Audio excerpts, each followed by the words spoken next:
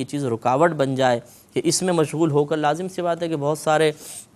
کاموں سے توجہ ہٹ جاتی ہے، تو اس کو اللہ نے شدید ان لوگوں کے لیے ناپسند فرمایا۔ لیکن بعض اوقات آیات ایک خاص واقعے کے لیے نازل ہوتی ہیں تو شان نزول خاص ہوتا ہے، حکم عام ہوتا ہے، لہذا قیامت تک کے لیے مسلمانوں کے لیے گویا کہ یہ نصیحت ہے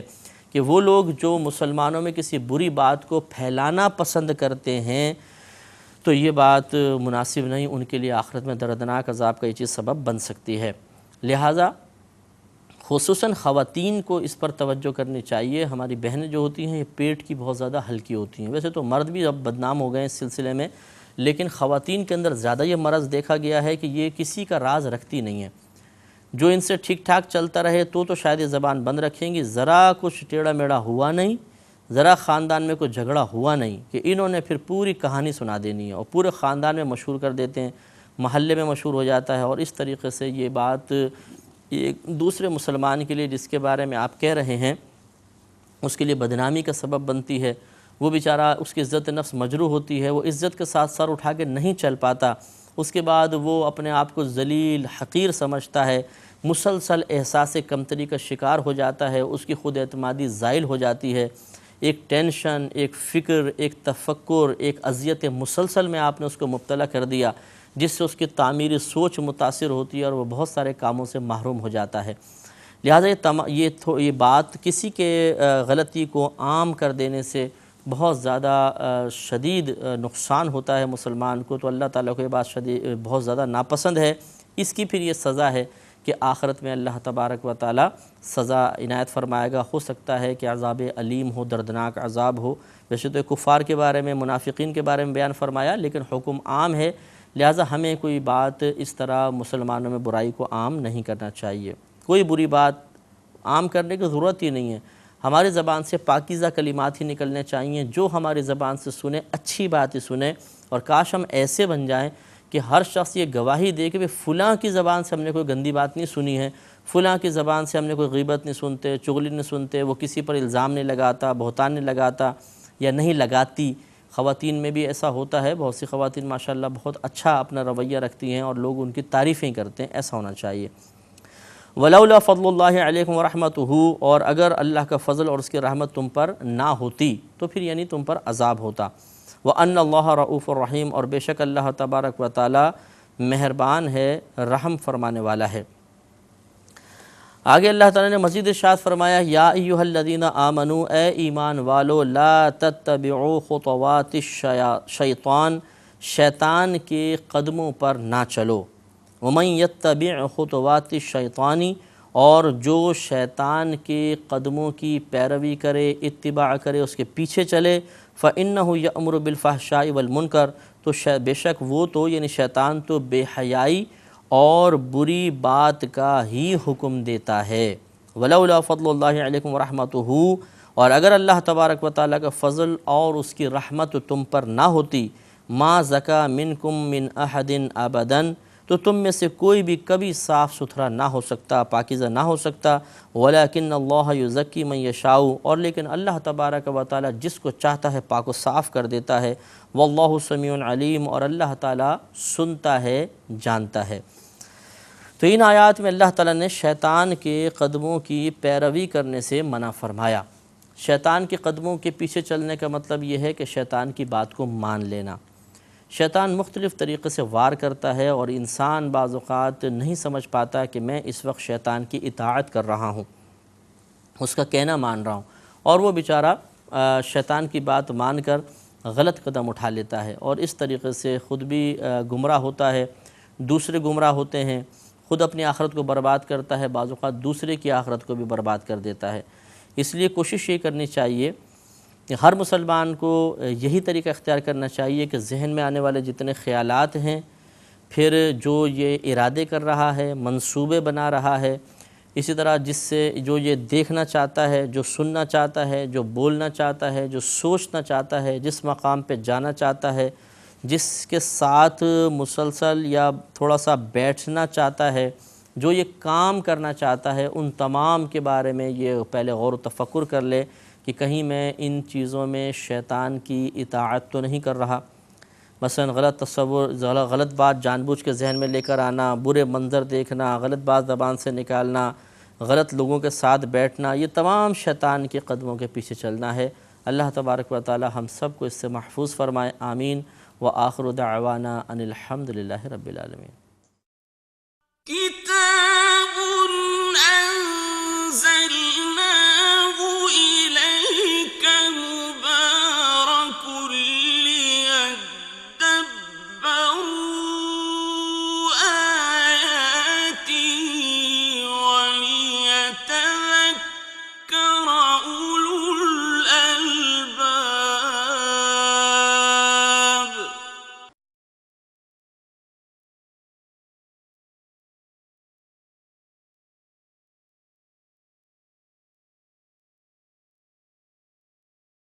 كتاب أنزلناه إليك مبارك ليدبروا آياته وليتذكر أولو الألباب۔ الحمد للہ رب العالمین والصلاة والسلام علی سید الانبیاء والمرسلین، اما بعد فاعوذ باللہ من الشیطان الرجیم، بسم اللہ الرحمن الرحیم۔ سورۃ النور کی آیت نمبر 21 چل رہی تھی، اور اس کی تقریباً تفسیر تو ہو گئی تھی کہ اللہ تعالیٰ نے شیطان کے قدموں کے پیچھے چلنے سے منع فرمایا۔ تو شیطان کے قدموں کے پیچھے چلنے کا ہم نے آپ کو مطلب بتایا تھا کہ شیطان جو وسوسے ڈالتا ہے، جو برے کام کی دعوت دیتا ہے، اس دعوت کو قبول کر لینا دراصل شیطان کے قدموں کے پیچھے چلنا ہے۔ تو اللہ تبارک و تعالیٰ نے اسے منع فرما کر ارشاد فرمایا کہ جو پھر ان قدموں کے پیچھے چلے گا تو وہ یہ اچھی طرح یعنی گویا کہ تنبیہ کی جا رہی ہے، ہوشیار کیا جا رہا ہے کہ وہ سمجھ لے کہ شیطان تو برائی کا اور بے حیائی کا حکم ہی دیتا ہے۔ گویا کہ اطاعت شیطان میں کبھی بھی فلاح کامرانی نہیں ہے، اس کا انجام جو ہے وہ گمراہی ہوتا ہے، اور آدمی کسی نہ کسی خطا میں، گناہ میں مبتلا ہو کر اپنی دنیا بعض اوقات برباد کرتا ہے یا آخرت برباد کرتا ہے، اور اگر دنیا میں کوئی سزا نہ بھی ملے تو آخرت میں بہرحال اگر اللہ کی رحمت شامل حال نہ ہو تو ذلت و رسوائی ہو سکتی ہے، اس لیے بچنا ہی بہتر ہے۔ اور اللہ تعالیٰ نے ارشاد فرمایا کہ اور اگر اللہ تعالیٰ کا تم پر فضل، اس کی رحمت نہ ہوتی تو تم میں سے کوئی بھی پاک اور صاف ستھرا نہ ہو سکتا۔ ویسے تو یہ خاص انہی کے بارے میں ہے کہ جو سیدہ عائشہ صدیقہ رضی اللہ تعالیٰ عنہ پر تہمت لگا بیٹھے تھے اور بعد میں ان پہ حد جاری ہوئی، پھر انہوں نے توبہ کی، تو ان کے بارے میں فرمایا کہ اگر اللہ کا فضل شامل نہ ہوتا تو کوئی بھی ان میں صاف ستھرا نہ ہو پاتا۔ لیکن حکم عام بھی رکھ سکتے ہیں کہ جو بھی دنیا میں پاکیزگی حاصل کرتا ہے، اس کا ظاہر، اس کا باطن پاک ہوتا ہے، تو اللہ تبارک و تعالیٰ کی عطا سے ہوتا ہے۔ وَلَكِنَّ اللَّهَ يُزَكِّي مَن يَشَاءُ، اور لیکن اللہ تبارک و تعالیٰ پاک فرما دیتا ہے جسے وہ چاہتا ہے، لہذا جس کو چاہتا ہے اس کے ظاہر کو، اس کے باطن کو بالکل صاف ستھرا اور پاکیزہ کر دیتا ہے، ظاہر بھی اچھا ہو جاتا ہے، باطن بھی اچھا ہو جاتا ہے۔ واللہ سمیع علیم، اور اللہ تعالیٰ سننے والا، جاننے والا ہے۔ اب آگے جو آیات آ رہی ہیں اس کا شان نزول یہ ہے کہ سیدہ عائشہ صدیقہ رضی اللہ تعالیٰ عنہا کو تہمت لگانے میں بعض مسلمان بھی شریک ہو گئے تھے، جن میں ایک حسان بن ثابت بھی تھے جو نعت وغیرہ پڑھتے تھے، یعنی ان کو سرکار ممبر پہ بٹھاتے تھے اور وہ ہجو کرتے تھے کفار کی، اور حضرت مصطح رضی اللہ تعالیٰ عنہ بھی تھے، یہ حضرت ابوبکر صدیق رضی اللہ تعالیٰ عنہ کے رشتہ دار تھے۔ تو آپ نے جب انہوں نے یہ الزام لگایا، خالہ زاد یہ بیٹے تھے، نادار غریب تھے مصطح، تو جب یہ الزام لگایا تو حضرت ابوبکر صدیق رضی اللہ تعالیٰ عنہ نے قسم کھائی کہ اب میں ان کی کبھی مدد نہیں کروں گا۔ اس سے پہلے آپ ان کی مدد بھی کرتے تھے اور کفالت فرماتے تھے۔ حضرت مصطح بہت ہی نیک تھے، پرہیزگار تھے، بدری صحابہ میں سے تھے، جہادوں میں شرکت کی تھی، لیکن بہرحال وہ کبھی ایسا ہوتا ہے کہ زبان سے بات نکل ہی جاتی ہے۔ تو حضرت ابوبکر صدیق رضی اللہ تعالیٰ عنہ نے قسم کھا لی کہ اب میں ان کے ساتھ اچھا سلوک نہیں کیا کروں گا۔ تو کریم کو اپنا کرم وسیع ہی کرنا چاہیے، اس کو سمیٹنا نہیں چاہیے، کیونکہ یہ اللہ تبارک و تعالیٰ کو محبوب ہے کہ کریم اپنے کرم کا اظہار کرے۔ لہٰذا اللہ تعالیٰ نے پھر حضرت ابوبکر صدیق رضی اللہ تعالیٰ عنہ کی شان میں آیات نازل فرمائیں، اور پھر نبی کریم نے آپ کو فرمایا کہ آپ یہ اپنا جو سلسلہ ہے جاری رکھیے، اور چونکہ یہ قسم کھا چکے تھے تو لہذا سلسلہ جاری رکھنے کی بنا پر قسم ٹوٹ گئی اور آپ نے اس کا کفارہ ادا فرمایا۔ تو یہ حدیث میں بھی ہے کہ نبی کریم صلی اللہ علیہ وسلم نے ارشاد فرمایا کہ اگر کوئی شخص کسی چیز پر قسم کھا لے اور اسے جس چیز پر قسم کھائی ہے بہتری اس کے خلاف میں نظر آئے تو اسے چاہیے کہ اپنی قسم کو توڑ دے اور بہتری اختیار کرے، لہذا آپ نے قسم کو توڑا اور بہتر صورت یعنی حسن سلوک کو قائم فرمایا۔ اس سے بھی معلوم ہوا کہ اللہ تبارک و تعالی انتقامی کارروائیوں کو محبوب نہیں رکھتا۔ اگر کوئی ہمیں اذیت پہنچاتا ہے، قلبی تکلیف پہنچاتا ہے تو اس سے انتقام بہرحال نہیں لینا چاہیے۔ انتقامی طور پر کسی کرم کو منقطع کر دینا اور فضل کو منقطع کر دینا، اس کی مدد کو منقطع کر دینا، یہ مناسب نہیں ہوتا۔ لہذا ارشاد فرمایا کہ وَلَا يَأْتَلِ اولو الفضل منکم والسعۃ ان یؤتوا اولی القربى والمساکین والمہاجرین فی سبیل اللہ، اور قسم نہ کھائیں وہ جو تم میں فضیلت اور گنجائش والے ہیں۔ تو معلوم ہوا کہ حضرت ابوبکر صدیق رضی اللہ تعالی عنہ کو اللہ تعالیٰ نے خود فضیلت والا بیان فرمایا، اولو الفضل، کہ جو فضیلت رکھنے والے، تو بہت بڑی فضیلت تھی آپ کی۔ تو اللہ نے فرمایا کہ وہ یہ قسم نہ کھا لیں تم میں سے گنجائش رکھنے والے اور اولو الفضل یعنی فضیلت والے۔ کس بات کی قسم؟ ان یؤتوا اولی القربى والمساکین والمہاجرین فی سبیل اللہ،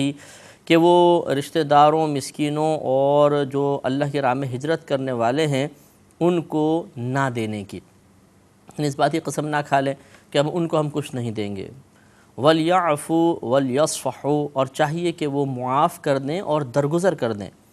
الا تحبون ان یغفر اللہ لکم، کیا تم اسے محبوب نہیں رکھتے کہ اللہ تبارک و تعالیٰ تمہاری بخشش فرما دے؟ واللہ غفور الرحیم، اور اللہ تعالیٰ بخشنے والا مہربان ہے۔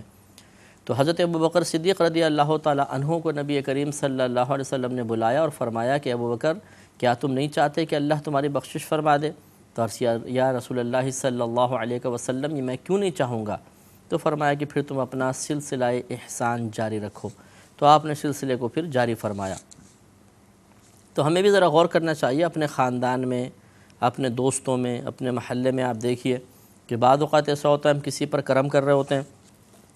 کسی کا راشن ڈلوا رہے ہوتے ہیں مسلسل، کسی کی مالی امداد کر رہے ہوتے ہیں،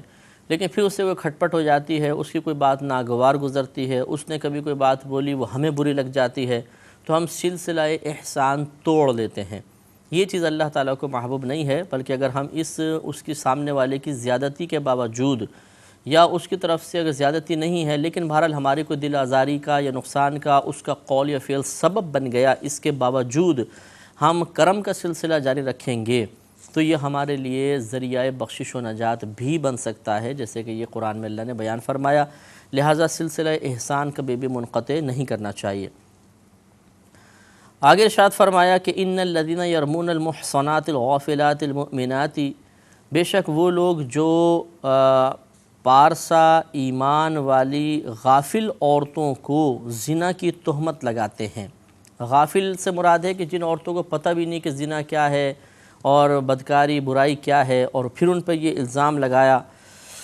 تو لعنوا فی الدنیا والآخرۃ، ان لوگوں پر لعنت ہے دنیا اور آخرت میں۔ وَلَهُمْ عَذَابٌ عَظِيمٌ، اور ان کے لیے برا عذاب ہے۔ اس سے معلوم ہوا کہ یہ الزام لگا دینا، زنا کا تہمت لگا دینا بہت آسان ہے، لیکن اللہ تعالیٰ نے اس پر لعنت کی وعید فرمائی ہے۔ ہمیں پھر غور کرنا چاہیے، سابقہ زندگی میں غور و تفکر کریں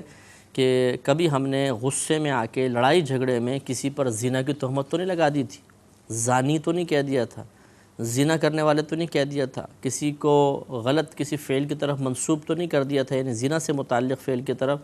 تو فوراً توبہ کرنی چاہیے اور اس سے معافی بھی طلب کرنی چاہیے اور آئندہ احتیاط کرنی چاہیے، ورنہ دنیا اور آخرت میں اللہ کی رحمت سے محروم کر دیا جائے گا۔ اس لیے کہ لعنت کا مطلب یہ ہوتا ہے، جب ہم اللہ کی طرف نسبت کرتے ہیں کہ اللہ تعالیٰ نے فلاں پر لعنت فرمائی، تو اس کا مطلب ہوتا ہے اللہ نے اسے اپنی رحمت سے دور کر دیا، اور اللہ کی رحمت سے جو دور ہو گیا تو پھر اس کے لیے بہت ہی خطرہ ہے دنیا میں بھی اور آخرت میں بھی۔ کتاب انزلناہ الیک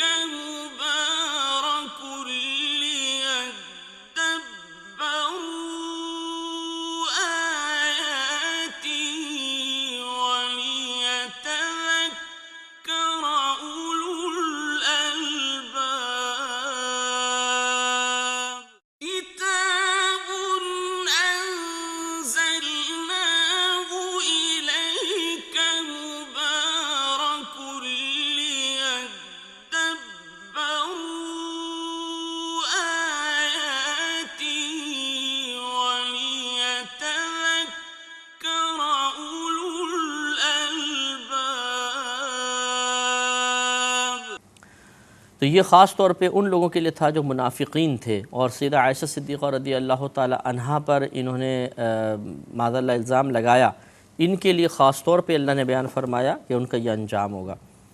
یوم تشہد علیہم السنتہم وایدیہم وارجلہم بما کانوا یعملون، جس دن گواہی دیں گے ان پر، ان کی یعنی ان کے خلاف گواہی دیں گی ان کی زبانیں اور ان کے ہاتھ اور ان کے پیر، بما کانوا یعملون، ان کاموں کے ساتھ جو وہ دنیا میں کرتے رہے تھے، تو ان کاموں پر یہ چیزیں گواہی دیں گی۔ تو یہ یاد رکھیے گا کہ یہ زبان کا بند ہو جانا اور دیگر اعضاء کا گواہی دینا، آنکھ بولے گی، ہاتھ بولیں گے، یہ صرف کافر کے ساتھ یا منافقین کے ساتھ خاص ہے، کسی مسلمان کے ساتھ ایسا کبھی بھی نہیں ہوگا بروز قیامت۔ لہذا اس قسم کی یہ آیات کو بیان کرتے ہوئے مسلمانوں کو ہم نہیں کہہ سکتے کہ دیکھیں اگر آپ ایسا کریں گے مسلمانوں تو تمہاری زبانیں بند کر دی جائیں گی اور پھر میدان معاشر میں تمہارے ہاتھ بولیں گے، پیر بولیں گے۔ اگر کسی نے یہ بیان کیا تو بہت غیر مناسب حرکت کی، کیونکہ یہ مسلمان کے ساتھ انجام ہوگا ہی نہیں۔ منافقین اور کفار کے ساتھ بھی اس لیے ہوگا کہ روایات کے مطابق یہ جب اللہ کی بارگاہ میں پہنچیں گے اور ان کو ان کے گناہ یاد دلائے جائیں گے تو یہ صاف انکار کر دیں گے کہ ہم نے تو ایسا کیا ہی نہیں ہے۔ اس وقت پھر ان کی زبانیں بند کر کے ان کے اعضاء کو حکم ہوگا کہ وہ بولیں، تو اعضاء جب بولیں گے تو ان کا پھر پردہ چاک ہوگا، اور یعنی پردہ تو پہلے چاک تھا، اللہ کی بارگاہ میں کیا پردہ سلا ہوا ہے اللہ تعالیٰ سب جانتا ہے، لیکن ان کو خود ان کی نگاہوں میں گرانے کے لیے، ذلیل کرنے کے لیے، شرمندہ کرنے کے لیے اور اپنی وسعت قدرت کے اظہار کے لیے اللہ تعالیٰ ان کے اعضاء کو بولنے کا حکم دے گا، اور اس کے بعد ان کو مجال انکار نہیں ہوگی۔ تو یہ ہمارے ساتھ نہیں ہے، مسلمانوں کے ساتھ نہیں ہوگا، ان کفار و منافقین کے ساتھ ہوگا۔ یومئذ یوفیہم اللہ دینہم الحق، اس دن اللہ تبارک و تعالیٰ ان کی سچی سزا پوری دے گا، جتنا بھی انہوں نے قصور کیا اس کی مکمل طور پہ سزا دے گا۔ وَيَعْلَمُونَ أَنَّ اللَّهَ هُوَ الْحَقُّ الْمُبِينُ، اور جان لیں کہ بے شک اللہ تعالیٰ ہی صریح واضح حق ہے، سچا ہے، واضح حق ہے۔ الخبیثات للخبیثین والخبیثون للخبیثات، جو گندی عورتیں ہیں وہ گندے مردوں کے لیے مناسب ہیں، اور گندے مرد گندی عورتوں کے لیے مناسب ہیں۔ یہاں پر بھی انسب مناسب کا معاملہ ہے کہ بری عورتیں جو برے اخلاق کی حامل ہیں، وہ اگر اچھے اخلاق رکھنے والے آدمی کے پاس، یا اچھے اخلاق رکھنے والی عورتیں بد اخلاق مردوں کے ساتھ ہوں گی تو لازم بات ہے کہ توازن بگڑ جائے گا، اور وہ بھی یا تو برے اخلاق میں مبتلا ہوں گی یا زندگی اجیرن بن جائے گی۔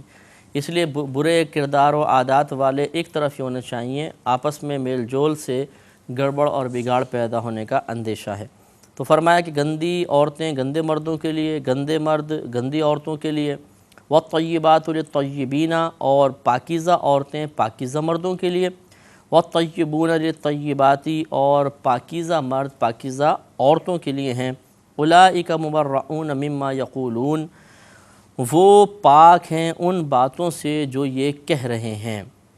یعنی یہاں جو مراد ہیں وہ سیدہ عائشہ صدیقہ رضی اللہ تعالیٰ عنہا اور صفوان رضی اللہ تعالیٰ عنہ ہیں،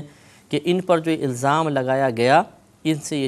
یہ لوگ پاک ہیں۔ اولئک مبرؤون مما یقولون، یہ پاک ہیں ان تمام باتوں سے جو یہ منافقین وغیرہ کہہ رہے ہیں۔ لہم مغفرۃ و رزق کریم، ان کے لیے بخشش ہے اور عزت کی روزی ہے۔ تو ان کے لیے جب بخشش کا وعدہ خود قرآن میں ہے تو معلوم یہ ہوا کہ سیدہ عائشہ صدیقہ رضی اللہ تعالیٰ عنہ بھی بخشی ہوئی ہیں، اور حضرت صفوان رضی اللہ تعالیٰ عنہ بھی کی بخشش بھی قرآن سے ثابت ہے۔ اب آگے اللہ تبارک و تعالیٰ نے کچھ آداب بیان فرمائے ہیں۔ ارشاد فرماتا ہے، یا ایہا الذین آمنوا، اے ایمان والو، لا تدخلوا بیوتا غیر بیوتکم، کہ تم اپنے گھروں کے علاوہ دوسروں کے گھروں میں داخل نہ ہو، حتی تستأنسوا وتسلموا علی اہلہا، یہاں تک کہ اس گھر والوں سے اجازت نہ لے لو اور ان کو سلام نہ کر لو۔ تو یہ آج کل تو خیر بیل سسٹم ہے، ہم جاتے ہیں اور پھر اندر داخل ہوتے ہیں۔ پہلے دور میں صرف ایسے دروازوں کا بھی رواج نہیں تھا، بلکہ پردے لٹکے ہوتے تھے، موٹے پردے ہوتے تھے، تو اس میں پھر خاص طور پہ یہ حکم تھا کہ پردہ ایک دم اٹھا کے اندر داخل نہ ہو جاؤ، بلکہ باہر سے اجازت طلب کرو۔ جیسے ابھی بھی الحمدللہ آپ کے ہاں بھی سننے والوں کے ہاں بھی بہت ساروں کے ایسے ہی ہوتا ہوگا، جیسے بڑے کوئی ہوتے ہیں یا کوئی بھی مطلب گھر والے ہوتے ہیں، جیسے کسی کمرے کے سامنے سے گزرنے لگتے ہیں اور دروازہ کھلا ہوا تو اس طرح کر دیتے ہیں تاکہ سامنے والا ہوشیار ہو جائے، اور کسی ایسی حالت میں نہ ہو کہ جس حالت کا اظہار اسے مناسب نہ لگ رہا ہو، یا ہم کسی کو ایسی حالت میں نہ دیکھ لیں جو غیر مناسب ہے، تو اس لیے یہ اجازت کا حکم ہوگا۔ تو اب چونکہ دروازے وغیرہ ہوتے ہیں، بند ہیں مثلاً، تو اس میں دروازہ بجانا بہتر ہوتا ہے، اور اگر بند ہے تو، اور اس میں بھی یہی حکم ہوگا کہ ایک دم کھول کے اندر داخل ہو جانا یہ ممنوع ہے، مناسب نہیں ہے۔ اور گھر والوں پر سلام، تو اس سے معلوم ہوا کہ گھر والوں کو گھر والوں کے پاس جاتے ہوئے کسی بھی گھر میں آپ داخل ہو رہے ہیں تو ان پر سلام کرنا یہ سنت کریمہ بھی ہے اور قرآن میں بھی ہے کہ پہلے سلام کریں اور پھر آپ اندر داخل ہو سکتے ہیں۔ تو یہ جو ہمارے گاؤں وغیرہ کے اندر ہوتا ہے، عموماً یہ دیکھا ہے گاؤں سسٹم ایسا ہوتا ہے کہ کسی کا پردہ نہیں ہوتا، اور وہ یعنی جو پورے جو قریب کے علاقے والے ہیں وہ سب جو ہیں وہ اپنے ہی بچے نظر آتے ہیں، سب اپنے بھائی نظر آتے ہیں، سب اپنے گھر نظر آتے ہیں، تو ایک دم آئیں گے سیدھے گھستے چلے جائیں گے اندر۔ تو یہ غلط طریقہ ہے، غلط رویہ ہے، اس میں تھوڑی سی تبدیلی لانے کی، بلکہ بہت زیادہ تبدیلی لانے کی ضرورت ہے۔ اس طریقے سے مناسب نہیں ہوتا، کوئی کس حالت میں بیٹھا ہے، کوئی کس حالت میں ہے، ایک دم اندر گھر میں گھستے چلے جانا، تو یہ نہ مردوں کے لیے جائز ہے نہ عورتوں کے لیے۔ مثال کے طور پر جیسے مردوں کی ٹائمنگ سیٹ ہوتی ہے، بھئی فلاں وقت میں کام پہ گئے، فلاں وقت میں آئیں گے، اور پڑوسن صاحبہ یہ جانتی ہیں، تو ان کو بھی اجازت نہیں ہے کہ وہ ایک دم بس گھستے چلے جائیں، بہن میں تو آ گئی ہوں اور ہمیں پتہ تھا آپ کے شوہر نہیں ہے، یہ وہ، تو یہ مناسب نہیں ہوتا، بلکہ پہلے اجازت طلب کریں، اس کے بعد اندر داخل ہوں۔ اور یہ حدیث پاک ہے، نبی کریم صلی اللہ علیہ وسلم نے ارشاد فرمایا کہ تم 3 مرتبہ دستک دو، اگر جواب آ جائے ٹھیک، نہ آئے تو لوٹ جاؤ اور اس کا برا مت مانو۔ اب یہاں پر بھی ایسا ہوتا ہے، اگر آپ کسی کو منع کر دیں کہ بھائی ذرا اجازت لے کر آیا کریں، آپ ایسے داخل ہو جاتے ہیں، خصوصاً جیسے میں نے گاؤں کا آپ کو ذکر کیا، تو ناراض ہو جاتے ہیں کہ اچھا آپ ہمیں اپنے نہیں سمجھتے ہیں، اس کا مطلب ہم بھی اجازت لے کر آئیں گے۔ تو یہ تو ایک اسلامی طریقہ ہے، کوئی اجنبیت کے لیے تو اس کو وضع نہیں کیا گیا، یہ اپنائیت کا ہی طریقہ ہے، لہذا اس قسم کا پھر برا ماننا یہ بھی مناسب نہیں ہے۔ اس کا آگے ذکر بھی آئے گا، وآخر دعوانا ان الحمد للہ رب العالمین۔ كتاب أنزلناه إليك مبارك ليدبروا آياته وليتذكر أولو الألباب۔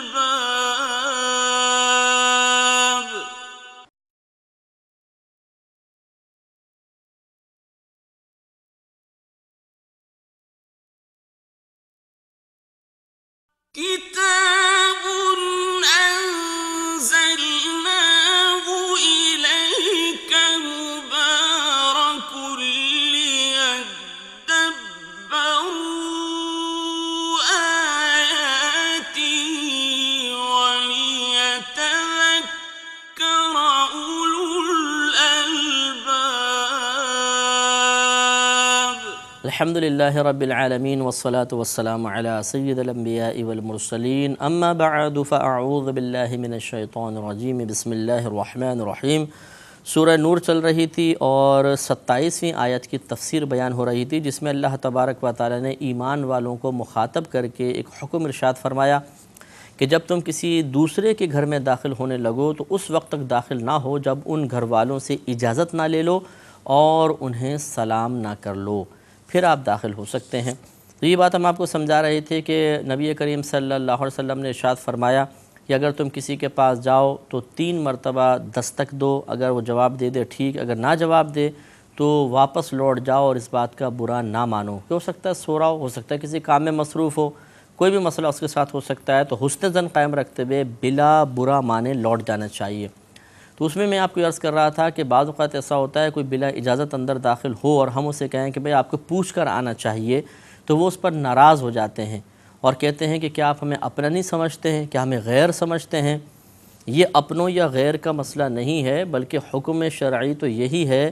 کہ ایک صحابی تھے، نبی کریم صلی اللہ علیہ وسلم نے ان سے ارشاد فرمایا کہ اگر تم اپنے گھر میں بھی جاؤ تو اجازت طلب کرو، عرض کیا رسول اللہ صلی اللہ علیہ وسلم میرے گھر میں تو صرف میری والدہ ہوتی ہیں، فرمایا پھر بھی اجازت طلب کرو۔ عرض کی کہ گھر میں تو صرف والدہ ہوتی ہیں، فرمایا پھر بھی اجازت طلب کرو۔ انہوں نے پھر پوچھا رسول اللہ گھر میں تو صرف والدہ ہوتی ہیں، یعنی ان کے کہنے کا مطلب یہ تھا کہ ایسا تو کوئی نہیں کہ کوئی نامحرم ہو کہ چلو دروازہ بجایا تاکہ وہ پہلے پردہ کر لیں پھر میں اندر داخل ہو جاؤں۔ تو نبی کریم صلی اللہ علیہ وسلم نے انتہائی بہترین طریقے سے بات سمجھائی اور ارشاد فرمایا کہ کیا تم یہ چاہتے ہو کہ اپنی والدہ کو برہنہ حالت میں دیکھو؟ عرض کی کہ نہیں، تو فرمایا پس تم اجازت لے کر جاؤ۔ یعنی ہو سکتا ہے کہ گھر میں کوئی کپڑے بدل رہا ہو، کوئی اور کام کر رہا ہو اور اچانک تمہاری جا کے نگاہ پڑ جائے، اس لیے یہ تو اپنے گھر کا بھی حکم ہے کہ اپنے گھر میں بھی داخل ہوں تو بلا اجازت نہیں داخل ہونا چاہیے۔ اسی طرح اگر آپ کے رومز اپنے اپنے ہیں تو کسی دوسرے کے کمرے میں داخل ایک دم اچانک نہیں ہونا چاہیے، بلکہ پہلے دروازہ بجائیں۔ ہو سکتا ہے وہ کسی ایسی حالت میں ہو کہ وہ اس حالت کو دوسرے کے سامنے ظاہر نہیں کرنا چاہتا، جیسے بعض اوقات آدمی فری ہو کے لیٹا ہوتا ہے، اب ایسی عجیب و غریب حالت ہوتی ہے، جا کر دیکھیں عجیب سا لگے تو وہ پہلے ہوشیار ہو جائے، سنبھل کے بیٹھ جائے، یا اسے کوئی ایسی چیز نہیں دکھانا چاہتا وہ آپ کو کوئی چیز، تو اس کو وہ چھپا سکے، کہیں رکھ سکے۔ ہوتے ہیں بہت سارے اپنے ذاتی معاملات ہوتے ہیں، ٹھیک ہے، مرضی ہے سامنے والے کی، تو اس لیے یہ تاکہ پردہ رہے، تاکہ کسی کی پرائیویسی متاثر نہ ہو، تو شریعت نے حکم دیا کہ پہلے آپ اجازت لیجئے، اجازت لینے کے بعد پھر آپ اندر داخل ہو سکتے ہیں۔ تو یہ بہترین ادب ہے، اس کا ہمیں لحاظ رکھنا چاہیے، اور اس پر وہی برا مانے گا جو شاید معاذ اللہ اللہ تبارک و تعالیٰ کے حکم کو ناپسندیدہ تصور کرتا ہے، اس کو یہ حکم اچھا نہیں لگ رہا، ورنہ اللہ کی بات کہی ہوئی تو بہت ہی پیاری بات ہے، نفیس بات ہے، اور جبکہ اس کی وضاحت میں، اس کی تفصیل میں نبی کریم صلی اللہ علیہ وسلم کے بھی بے شمار کلمات اور کلام منقول ہیں، تو ہمیں احتیاط کرنی چاہیے۔ آج سے پہلے اگر آپ کے گھر میں یہی رواج ہے کہ بس آتے ہیں اور سیدھے گھستے چلے جاتے ہیں، تو اس میں تھوڑی تبدیلی لے کر آئیں، اس میں کیا حرج ہے؟ اب آپ دروازہ بجائیے، سنت کے مطابق طریقہ یہ ہوتا ہے دروازہ بجائیں، اندر سے پوچھا جائے کون، جواب میں آپ اپنا نام بتائیں۔ ہم بولتے ہیں میں ہوں، کھولو، میں آیا ہوں، تو اس طرح بھی نہیں کہنا چاہیے۔ ایک صحابی نے دروازہ بجایا، سرکار نے فرمایا کون، تو کہا کہ میں، سرکار نے فرمایا میں کیا، اپنا نام بتاؤ، تو نام بتانا چاہیے۔ تو شروع میں یہ کچھ اجنبی سا محسوس ہوگا کہ جیسے والدہ نے پوچھا کون، تو جواب میں آپ اپنا نام بتا رہے ہیں، تو اجنبیت سی محسوس ہوگی، عجیب سا لگے گا، لیکن آہستہ آہستہ عادت پڑ جائے گی۔ یہ ایک مناسب طریقہ ہوتا ہے۔ ویسے نام بتانا کوئی فرض واجب نہیں عرض کر رہا ہوں، لیکن یہ نبی کریم نے فرمایا کہ اپنا نام بتاؤ، تو بہتر ہے کہ نام بتا لیں، ورنہ اتنا بھی کہہ سکتے ہیں کہ میں ہوں، یہ بھی کوئی حرج نہیں ہے، جبکہ سامنے والا، اندر والا آپ کو پہچانتا ہے کہ آپ کون ہیں، کیونکہ نام بتانا اس وقت ہوتا ہے جب سامنے والے کو شبہ ہو کہ کون ہے، تو آپ اپنا نام بتائیں گے تو وہ سمجھ جائے گا کون ہے، کیونکہ ہو سکتا ہے کہ بعض ایسے اس کے جاننے والے ہوں جن کے سامنے اس کو اتنی حفاظت کی ضرورت نہیں ہوتی، وہ عام حالت میں بھی رہتا ہے، اور بعض ایسے ہوتے ہیں کہ جن کے لیے ذرا تھوڑا سا اہتمام کیا جاتا ہے، تو آپ اگر اپنا، اور آوازیں ملتی جلتی بھی ہوتی ہیں، اس لیے ایسے مقام پر کہ جہاں یہ گمان، اندیشہ ہو کہ سامنے والا مجھے نہ جان پائے گا، وہاں تو اپنا نام بتا دیں، کوئی حرج نہیں ہے اور بہتر ہے۔ اور یہی اگر اپنے جاننے والا بھی اس کے سامنے نام بتا دیں تو کوئی حرج نہیں۔ اور اگر ایسا نہیں ہے بلکہ آپ نام نہیں بتاتے، صرف میں بولتے ہیں کہ جی میں آیا ہوں، تو میں کہنا بھی کوئی منع نہیں ہے اس مقام پہ، جبکہ آپ کو پتہ ہے کہ میری آواز اتنی معروف ہے کہ اندر والا سمجھ جائے گا کون ہے۔ جیسے آپ اگر گھر گئے، والدہ ہیں، زوجہ ہیں، بچے ہیں، تو وہ بالکل آواز پہچانتے ہیں، کسی نے کہا کون، آپ نے جواب نام بتایا، وہ کہا کہ میں، نام نہیں بولا، میں ہوں، تو اندر والا فوراً سمجھ جائے گا کون ہے۔ تو اصل تو اپنی شناخت کروانا مقصود ہے، نہ کہ لفظ میں کہنا منع ہے۔ لفظ میں وہاں پر کہنا ضروری ہوگا،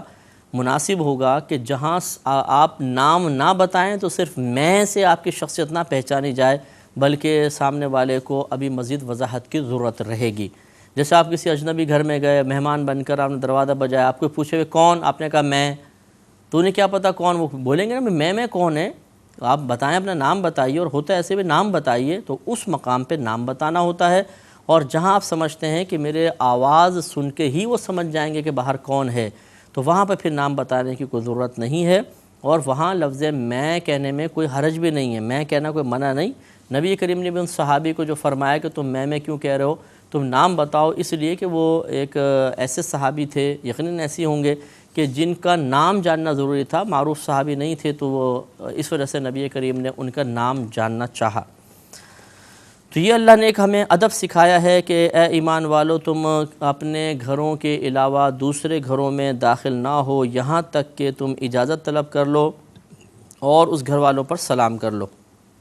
ذالکم خیر لکم، یہ تمہارے لیے بہتر ہے، لعلکم تذکرون، تاکہ تم دھیان کرو، نصیحت حاصل کرو، عبرت حاصل کرو، توجہ حاصل کرو۔ فَإِن لَّمْ تَجِدُوا فِيهَا أَحَدًا، پھر اگر نہ پاؤ تم ان گھروں میں کسی ایک کو، فَلَا تَدْخُلُوهَا، تو ان گھروں میں داخل نہ ہو، حَتَّى يُؤْذَنَ لَكُمْ، یہاں تک کہ تمہیں اجازت نہ دے دی جائے۔ تو اگر آپ گئے کسی گھر میں، مثال کے طور پہ دروازے میں تالا نہیں لگا ہوا لیکن گھر کھلا ہوا ہے، تو پھر اندر جانے کو منع کیا گیا کہ اندر داخل نہ ہو۔ ہاں، اپنا گھر ہے تو ٹھیک ہے، آپ ماں باپ کے ساتھ رہتے ہیں یا آپ اپنی فیملی کے ساتھ رہتے ہوں تو آپ کا اپنا گھر ہوا۔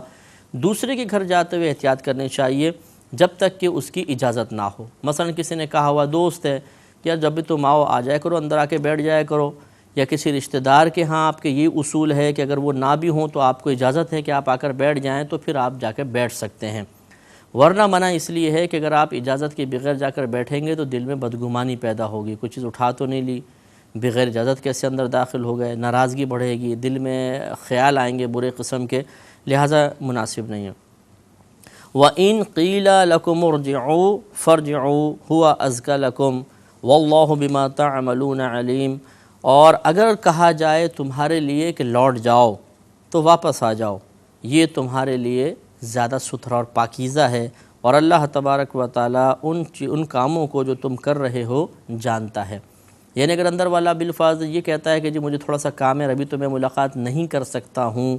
منع کر دے، تو اس میں پھر ناراض ہونے کی ضرورت نہیں، بلکہ یہ تو باطنی پاکیزگی کا سبب بنتا ہے کہ آپ بڑی ملاقات کا اشتیاق لے کر آئے، سامنے والے نے منع کیا تو آپ اپنے دل میں کدورت پیدا نہیں کریں، صبر و تحمل کریں، آپ نے وقت نکالا لیکن سامنے والے کے پاس وقت نہیں تھا، تو پھر بغیر ناراض ہوئے لوٹ جائیں۔ تو یہ بھی ایک بڑا المیہ ہے، اس میں خصوصاً وہ حضرات توجہ کریں جو صاحب علم شخصیات سے بدظن ہو جاتے ہیں۔ ایک تو ہمارے ہاں اکثر یہ اصول ہوتا ہے کہ ہم اپنے آپ کو سب سے زیادہ کام والا تصور کرتے ہیں اور سامنے والا ہمیں سب سے بیکار نظر آتا ہے۔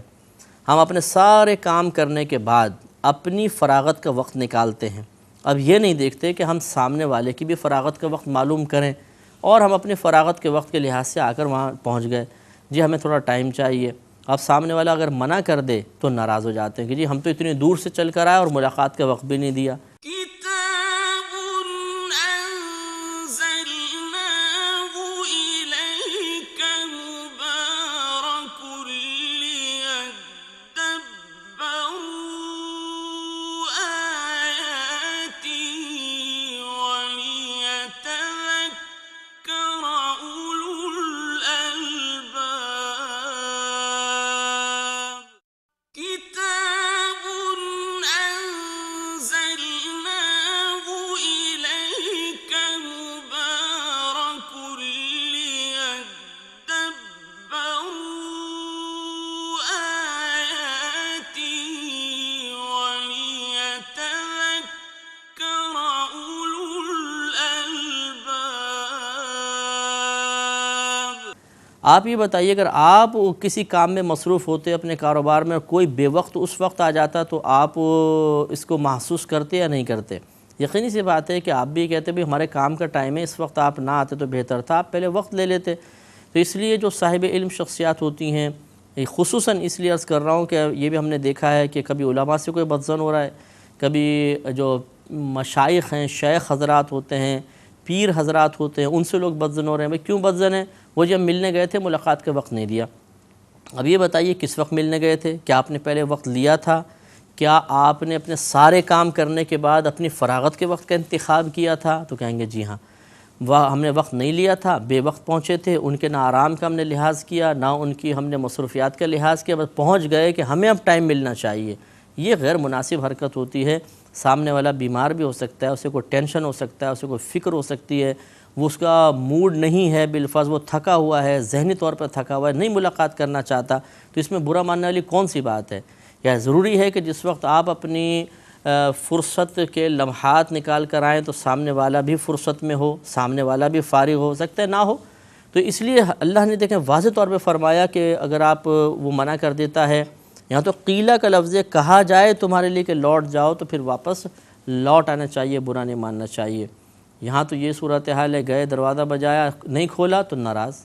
جی ہم تو گئے تھے دروازہ تک نہیں کھولا ہمارے لیے، ارے بھائی اندر والے کو پتہ نہیں، پتہ بھی ہے کہ نہیں پتہ، ہو سکتا ہے واش روم میں ہو، آپ دروازہ بجا رہے ہیں تو بیچارہ کیا وہ سب کچھ چھوڑ چھاڑ کے آپ کے پاس تو آئے گا نہیں، وہ بھی آنے میں بیچارہ لگا ہوا تھا، آپ نکل گئے واپس ناراض ہو کر، تو اس کا کیا قصور ہے اس میں؟ تو یہ ایک غلط طریقہ، غلط رویہ ہے، اسی کی وجہ سے بہت ساری برائیاں جنم لیتی ہیں۔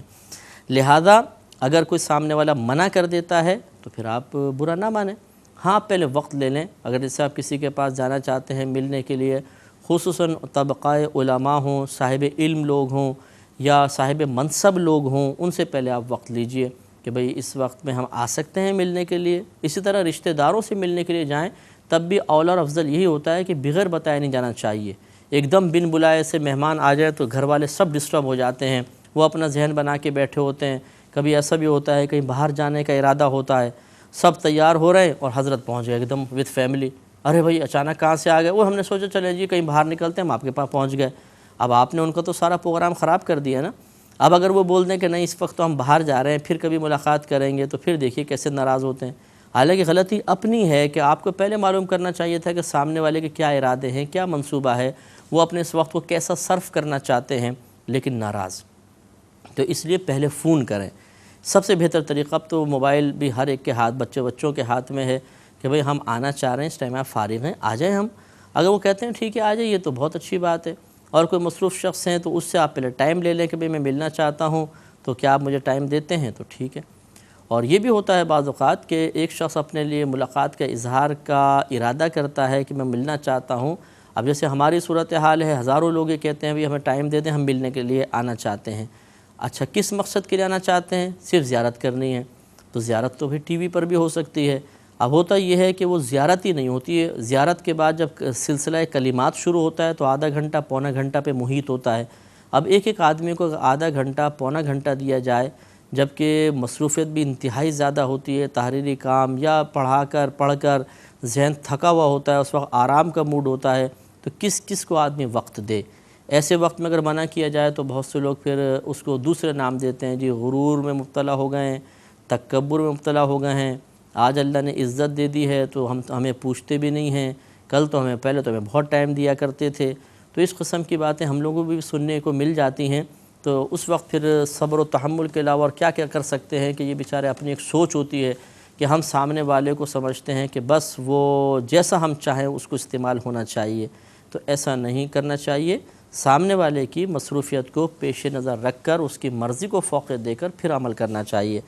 حضرت ابن عباس رضی اللہ تعالی عنہ کی تو عادت کریمہ تھی کہ جب آپ اپنے سے سینئر صحابہ کرام سے اکتساب علم کے لیے تشریف لے جاتے تھے تو کبھی دروازہ نہیں بجاتے تھے، بلکہ جس سے علم حاصل کرنا ہے اس کے دروازے کے باہر بیٹھ جایا کرتے تھے۔ یہ روایات میں ہے کہ لو چل رہی ہوتی تھی، گرم ہوا ہوتی تھی، دھوپ ہوتی تھی، حضرت ابن عباس وہاں تشریف فرما رہتے تھے، جب وہ خود دروازہ کھول کے کسی کام سے باہر آتے تو پھر وہ دیکھتے رہے آپ یہاں کہاں بیٹھے ہیں، تو بتاتے کہ جی میں پوچھنے کے لیے آیا تھا، اور دروازہ اس لیے نہیں بجایا کہ ہو سکتا ہے کہ آپ آرام کر رہے ہوں اور آپ کے آرام میں مخل ہو جاؤں۔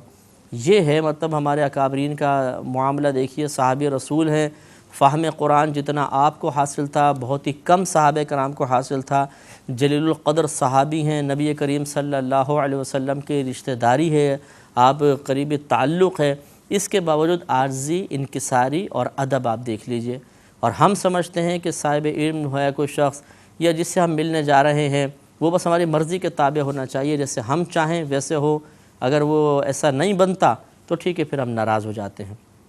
تو کتنے لوگ ایسے ہیں جو انہی باتوں کی وجہ سے سلسلہ تعلق توڑ دیتے ہیں، بات کرنا چھوڑ دیتے ہیں، ملاقات چھوڑ دیتے ہیں، ملنا چھوڑ دیتے ہیں، یہ ان کی بہت بڑی غلطی ہے۔ اگر ہم میں بھی عادت ہے تو ہمیں اس کو فوراً سے پیشتر دور کرنا چاہیے۔ اللہ تعالی ہم سب کو عمل کی توفیق عطا فرمائے۔ وآخر دعوانا ان الحمدللہ رب العالمین۔ كتاب أنزلناه إليك مبارك ليدبروا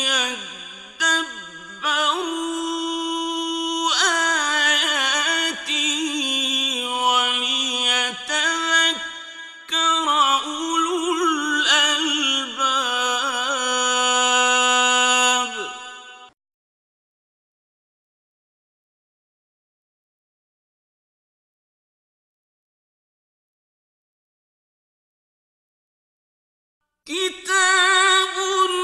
أنزلناه إليك مبارك ليدبروا آياته وليتذكر أولو الألباب. الحمد لله رب العالمين والصلاة والسلام على سيد الأنبياء والمرسلين اما بعد فاعوذ باللہ من الشیطان الرجیم بسم اللہ الرحمن الرحیم۔ سورہ نور کی تقریباً 28 آیات کی تفسیر مکمل ہو چکی ہے، اور ان ماقبل آیات میں اللہ تبارک و تعالیٰ نے گھروں میں داخل ہونے پر اجازت لینے کا حکم ارشاد فرمایا ہے تاکہ نگاہوں کی حفاظت رہے اور اندر والا کسی قسم کی بے پردگی کا شکار نہ ہو۔ تو یہ آپ کو بتایا تھا کہ اگر اپنے گھر میں بھی داخل ہوں تو سنت کریمہ یہی ہوتی ہے کہ انسان اگر دروازہ بند ہے تو بجائے، اور بجانے کے بعد پہلے اندر سے پوچھے جانے کا انتظار کرے۔ پوچھا جائے کون، تو اگر آپ معروف ہیں، وہ جانتے ہیں، تو جواب میں آپ کوئی بھی بات کہہ سکتے ہیں، میں بھی کہہ سکتے ہیں، جو ایک میں ہوں کھولو، وہ آواز پہچان لے ٹھیک ہے۔ اور اگر آپ کسی اجنبی مقام پر جاتے ہیں تو پھر اپنا نام بتانا سنت کریمہ ہوتا ہے۔ اور اگر دروازہ کھلا ہوا ہے، جیسے بعض اوقات پردے وغیرہ ڈلے ہوتے ہیں، تو اس میں بھی باہر سے اجازت طلب کرنی چاہیے، کم از کم اس طرح کھنکار کے اندر جائیں تو یہی افضل اور اولا ہوتا ہے۔ آگے اللہ تبارک و تعالیٰ نے ارشاد فرمایا کہ لیس علیکم جناح ان تدخلوا بیوتا غیر مسکونۃ فیہا متاع لکم، تم پر اس معاملے میں کوئی حرج نہیں ہے کہ تم ایسے گھروں میں داخل ہو جاؤ جو خاص کسی کی سکونت میں نہیں ہیں، یعنی کسی کی سکونت کے نہیں ہیں، ان گھروں میں بغیر اجازت بھی تم داخل ہو سکتے ہو۔ فیہا متاع لکم، اور ان مکانوں میں تمہارے لیے کچھ نفع کا سامان ہے۔ یعنی اس سے مراد یہ ہے کہ اگر ایسے گھروں کے اندر ہم داخل ہوں جس میں کوئی رہتا نہیں ہے مستقل، اور ہم اس سے کچھ فائدے حاصل کرتے ہیں، جیسے سرائے ہوتی ہے، ہوٹل وغیرہ ہوتے ہیں، اور اسی طریقے سے اور کوئی ایسا درمیان میں جیسے آپ سفر کر رہے ہیں، راستے میں کسی مقام پہ آپ رک گئے، اور وہ ایسا مکان ہے کہ جو وہاں سے مسافر گزرتا ہے اس میں جا کر ٹھہرتا ہے، باقاعدہ کوئی مکین وہاں پر نہیں ہوتا، تو پھر یقینی سی بات ہے کہ مکان خالی ہے، اور خالی مکان میں اجازت طلب کرنے کی کوئی ضرورت نہیں ہوتی ہے۔ یہ جب ماقبل حکم نازل ہوا کہ اللہ تبارک و تعالی نے ارشاد فرمایا کہ جب گھروں میں کچھ لوگ موجود ہوں تو تم اجازت لے کر گھروں میں جاؤ، تو صحابہ کرام علیہم رضوان نے نبی کریم صلی اللہ علیہ وسلم سے پوچھا کہ یا رسول اللہ صلی اللہ علیہ وسلم، ہم تجارت وغیرہ کے سلسلے میں مکے سے مدینے، مدینے سے مکے آتے ہیں، تو درمیان میں مسافت طویل ہونے کی وجہ سے ہم درمیان میں رکتے ہیں، اور سرائے وغیرہ یا مہمان خانے ہوتے ہیں اس میں جاتے ہیں، تو کیا وہاں بھی اجازت کا حکم ہوگا؟ تو پھر یہ آیات نازل ہوئیں کہ ایسے مکانوں میں اجازت کی حاجت نہیں ہوتی ہے۔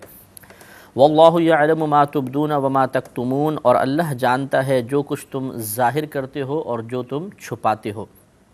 ان تمام چیزیں اللہ تبارک و تعالیٰ پر ظاہر ہیں، کوئی بھی چیز اس پر مخفی نہیں ہوتی۔ قل للمؤمنین، اے حبیب کریم صلی اللہ علیہ وسلم آپ مومن مردوں سے فرما دیجئے، یغضوا من ابصارہم، کہ وہ اپنی نگاہیں کچھ نیچی رکھیں، وَيَحْفَظُوا فُرُوجَهُمْ، اور اپنی شرمگاہوں کی حفاظت کریں،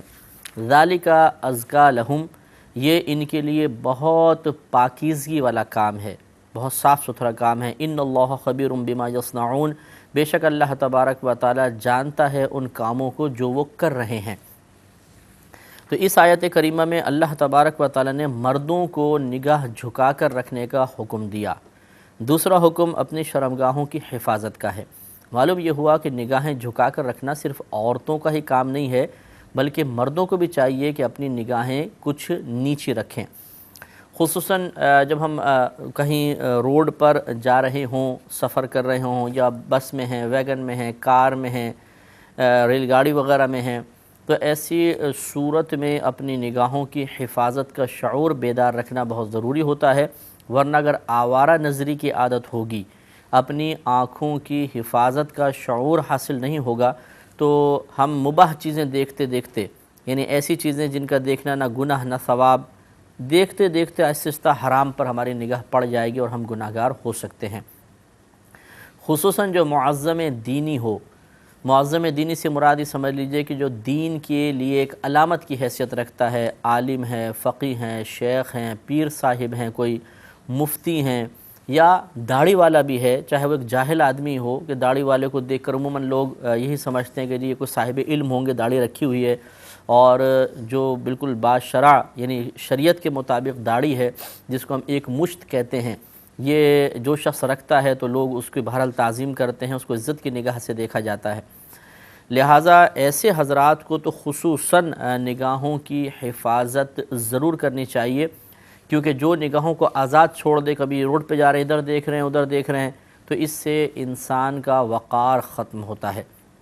اور اگر نگاہیں جھکا کر چلنے کی عادت ہوگی تو اس سے وقار میں اضافہ ہوگا۔ ہمارے نبی کریم صلی اللہ علیہ وسلم جب باہر نکلتے تھے تو آپ حتی الامکان اپنی نگاہیں جھکا کر چلتے تھے، حتیٰ کہ بعض اوقات ایسا ہوتا تھا کہ آپ کی جو چادر مبارکہ ہوتی تھی وہ کانٹوں میں اٹک جاتی تھی، یعنی دائیں بائیں بھی التفات نہیں فرماتے تھے، بہت ہی نگاہیں جھکا کر چلتے تھے۔ اس لیے آج کل کے دور میں چونکہ ٹریفک کچھ زیادہ ہے، رش بھی بہت زیادہ ہو گیا ہے، تو اس میں تھوڑی بہت نگاہ اٹھانے میں شرعاً کوئی حرج نہیں ہے، لیکن اکثر ہمیں کوشش کرنی چاہیے کہ نگاہ جھکا کر رکھیں۔ یوں ہی جب ہم کسی سے گفتگو کریں تو کوشش یہی کرنی چاہیے کہ سامنے والے کے چہرے پر بہت زیادہ نگاہ جما کر گفتگو نہ کریں، بلکہ تھوڑا سا دیکھا، تھوڑا نیچے جھکا کے پھر گفتگو کی، پھر نگاہ اٹھا لی، خصوصاً جب کہ نگاہ اٹھانے میں قلبی لحاظ سے فتنے میں مبتلا ہونے کا اندیشہ ہو۔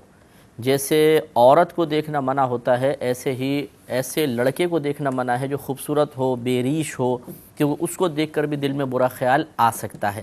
تو اگر نگاہ جما کر گفتگو کریں گے تو پھر شیطان آہستہ آہستہ دل میں برے خیالات ڈالے گا، اور اس طرح انسان برائی کا شکار ہو سکتا ہے۔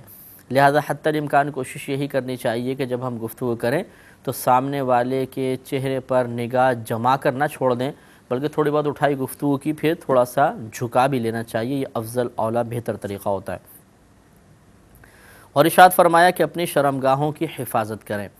یعنی اپنے آپ کو یا قضاء شہوت کے لیے ناجائز چیز کا استعمال جائز نہیں ہے، جیسے زوجہ ہے اس کے لیے یہ جائز ہے، اسی طرح اگر شرعی کنیز ہوتی، لونڈی ہوتی، تو اس کے ساتھ بھی مطلب قربت وغیرہ جائز ہوتی۔ اس کے علاوہ جتنے ناجائز طریقے ہیں وہ تمام کے تمام ممنوع ہیں، اور اللہ تبارک و تعالیٰ نے ان تمام امور کے متعلق ہی مطلب شرمگاہ کی حفاظت کا حکم ارشاد فرمایا ہے۔ اور ارشاد فرمایا کہ ذالک ازکی لہم، یہ نگاہ جھکا کر رکھنا اور اپنی شرمگاہوں کی حفاظت کرنا تمہارے لیے زیادہ پاکیزگی کا سبب ہے، زیادہ پاکیزہ ہے، زیادہ ستھرا ہے۔ وجہ یہ ہے کہ جب انسان اپنی نگاہیں آزاد چھوڑتا ہے تو آپ بھی محسوس کریں گے کہ ذہن کبھی بھی وسوسوں سے خالی نہیں ہوگا۔ مثال کے طور پہ آپ روڈ پہ سفر کر رہے ہیں یا کسی گاڑی میں بیٹھ کے سفر کر رہے ہیں، آپ دائیں بائیں دیکھتے جائیں گے، اگر پھل والے کی ریڑھی پہ آپ کی نگاہ پڑے گی تو پھلوں کے بارے میں آپ سوچنے لگ جائیں گے، تھوڑے آگے بڑھے کوئی فقیر بیٹھا ہوا نظر آیا تو فقیر کے بارے میں خیالات آنے شروع ہو جائیں گے۔ اسی طرح اگر خدا نخواستہ عورت پر نگاہ پڑ گئی، یا جیسے پوسٹرز وغیرہ لگے ہوتے ہیں یا سائن بورڈ وغیرہ ہوتے ہیں، ان پر خواتین کی تصویر ہوتی ہے، اگر نگاہ کو آزاد چھوڑا جائے گا تو نگاہ ان کی طرف اٹھ جائے گی، اور پھر شیطان کے لیے بس ایک بنیاد ہی چاہیے ہوتی ہے جس کے اوپر وہ خیالات کا ایک سلسلہ قائم کر دیتا ہے، اور آہستہ آہستہ انسان سوچتا سوچتا ایک ایسے سٹیج پر پہنچ جاتا ہے کہ جہاں پر اسے نہیں پہنچنا چاہیے، یعنی کسی گناہ کا ارادہ۔ اور بعض اوقات ایسا ہوتا ہے کہ نگاہ کی ایک آزادی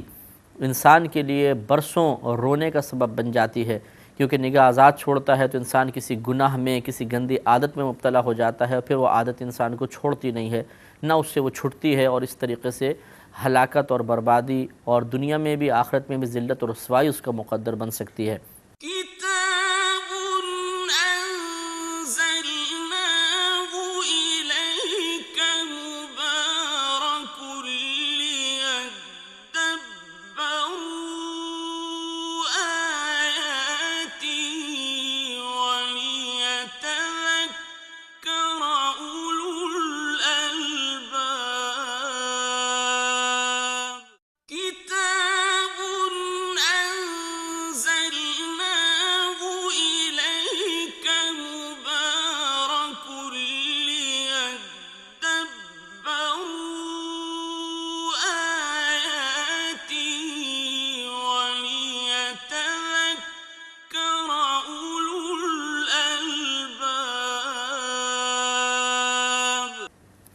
اسی طرح شرمگاہ کو آزادی کے ساتھ استعمال کرنا معاذ اللہ زنا کے اندر اور غلط مقامات پر، تو اس سے بھی انسان کا باطن سیاہ پڑ جاتا ہے، اور وہ پاکیزگی جو ایک مومن کے قلب کا حصہ ہے وہ ختم ہو جاتی ہے۔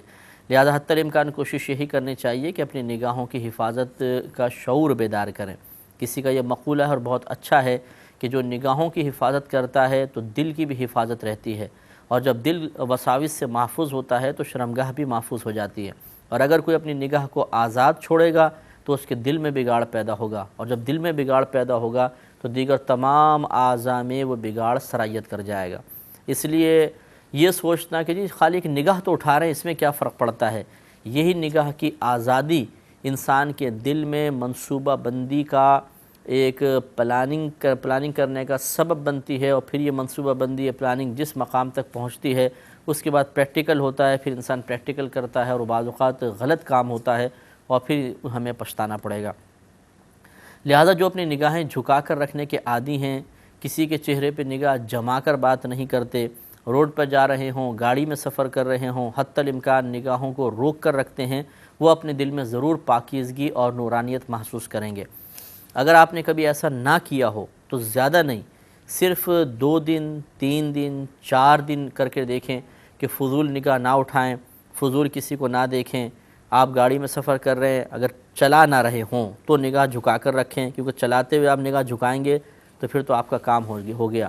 تو اس لیے نگاہ جھکا کر آپ رکھیں، جیسے سائیڈ میں بیٹھے ہوئے ہیں۔ اسی طرح آپ روڈ پہ بالفرض پیدل جا رہے ہیں، جیسے نماز کے لیے جاتے ہیں یا اسکول جا رہے ہیں، کالج جا رہے ہیں، نگاہ جھکا کر اپنے زمین کو دیکھتے ہوئے چلے جائیں، اگر کسی سے ٹکرانے کا اندیشہ نہ ہو۔ اسی طرح جب آپ گفتگو کریں تو قصداً جان بوجھ کر تھوڑی بہت نگاہ اٹھی، بس پھر اس کے بعد نگاہ جھکا کر رکھنے کے اگر عادی بن جائیں گے تو 3-4 دن بعد ہی آپ محسوس کریں گے کہ دل میں بہت زیادہ نورانیت پیدا ہوئی ہے، دل میں سکون پیدا ہوگا، قرار پیدا ہوگا، اور اس کے بعد نگاہ کی آزادی بری محسوس ہونے لگے گی۔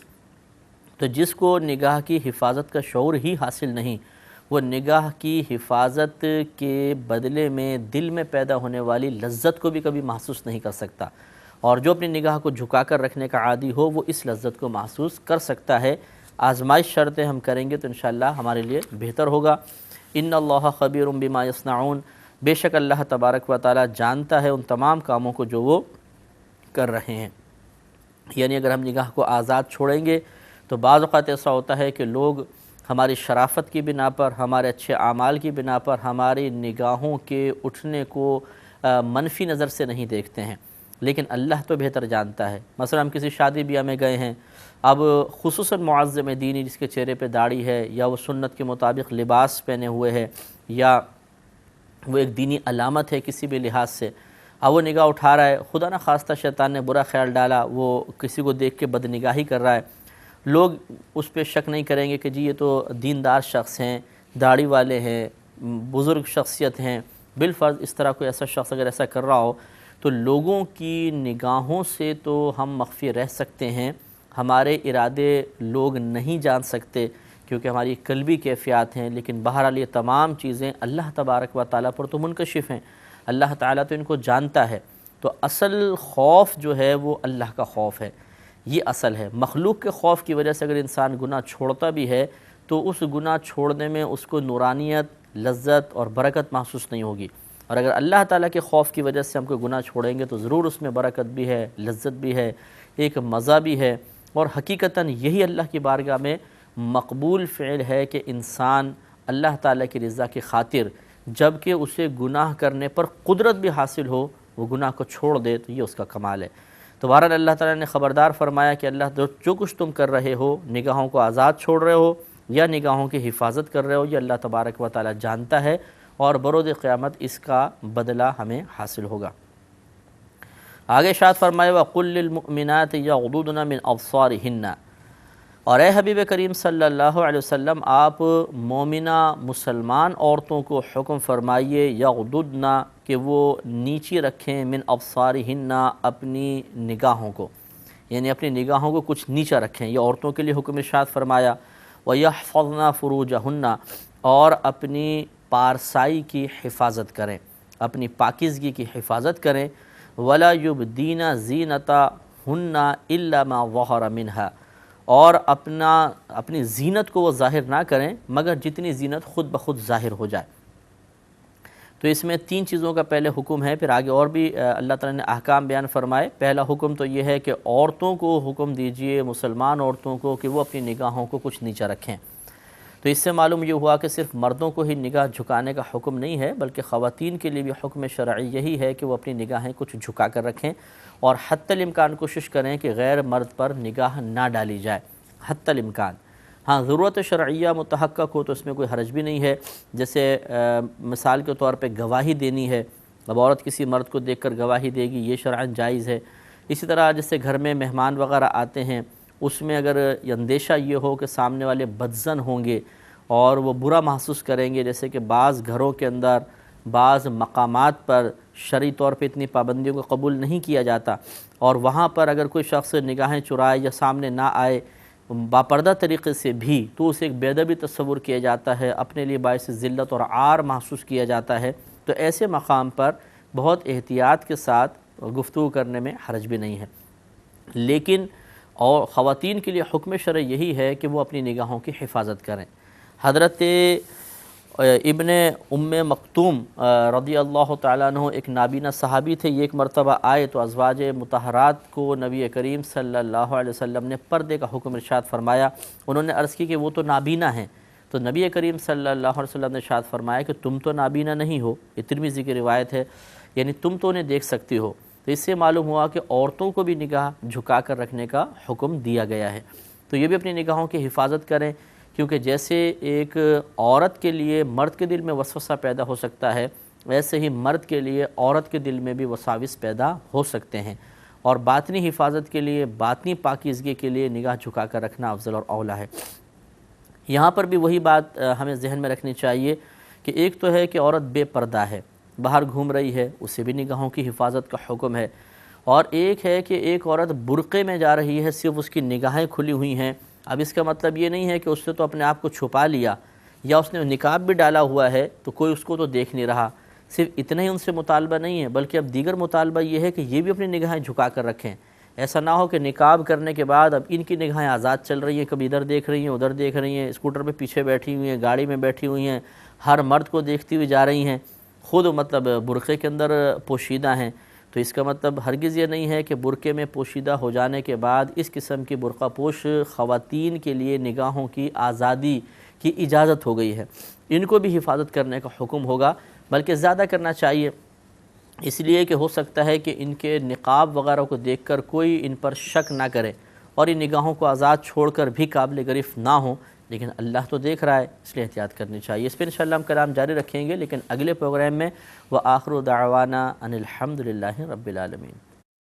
كتاب أنزلناه إليك مبارك ليدبروا آياته وليتذكر أولو الألباب۔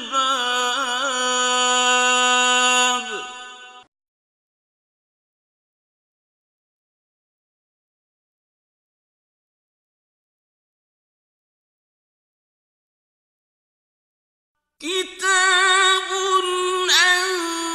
أنزلناه إليك مبارك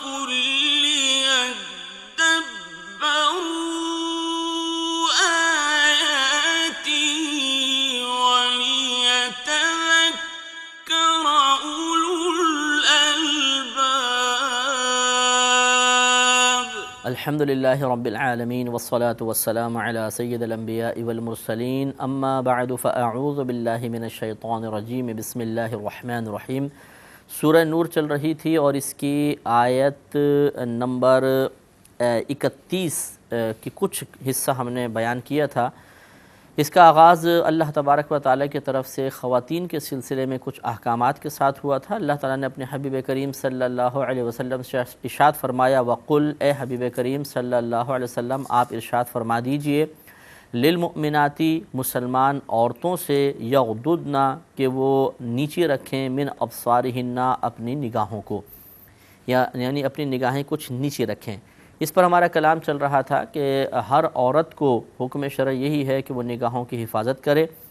اگر وہ خاتون بے پردہ ہیں انہیں بھی حفاظت کا حکم ہے. ایسا نہیں کہ وہ سوچیں کہ اب میں کون سا پردہ کرتی ہوں تو نگاہوں کی حفاظت کا کیا فائدہ،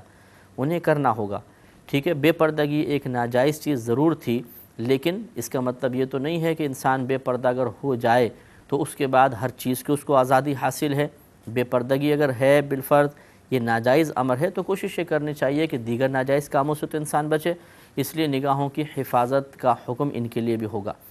اور اسی طرح اگر کوئی باپردہ خاتون ہیں، برقع وغیرہ پہنا ہوا ہے، چاہے وہ اس طرح کا نقاب ہو کہ آنکھیں کھلی ہوں، یا بعض خواتین بہت ہی زیادہ پردے کا اہتمام کرتی ہیں کہ بالکل ہی نقاب آ کے ہوتا ہے اور آنکھیں تک نظر نہیں آتی ہیں. اچھی بات ہے، جتنا انسان اپنی حفاظت کرنا چاہے شریعت نے اس کو منع نہیں کیا، لیکن ہم کل بھی آپ کی خدمت میں یہ بات عرض کی تھی، آج پھر یہ عرض کر رہے ہیں کہ اس کا مطلب ہرگز یہ نہیں ہے کہ آپ نے اپنے آپ کو غیر مردوں سے چھپا لیا تو اب آپ کو ہر قسم کی نگاہ کی آزادی کی اجازت مل گئی ہے. تو اس لیے اس قسم کی خواتین جو برقع پہننے کے بعد پھر ہر مرد کو دیکھ رہی ہیں، کبھی ادھر دیکھتی ہیں کبھی ادھر دیکھتی ہیں، پورا مشاہدہ کیا جا رہا ہے، تو یہ ان کے لیے بھی شرعاً جائز نہیں ہے. نگاہوں کی حفاظت کرنی پڑے گی، اگر نہیں کریں گی تو بہرحال اللہ تبارک و تعالیٰ تو دیکھ ہی رہا ہے. وَيَحْفَظْنَ فُرُوجَهُنَّ، اس کا لفظی ترجمہ تو یہی ہے کہ یہ اپنی شرمگاہوں کی حفاظت کریں، اور بہتر ذرا ادبی لحاظ سے اگر ہم ترجمہ کریں تو یوں ہوگا کہ یہ اپنی پارسائی کی حفاظت کریں. وَلَا يُبْدِينَ زِينَتَهُنَّ إِلَّا مَا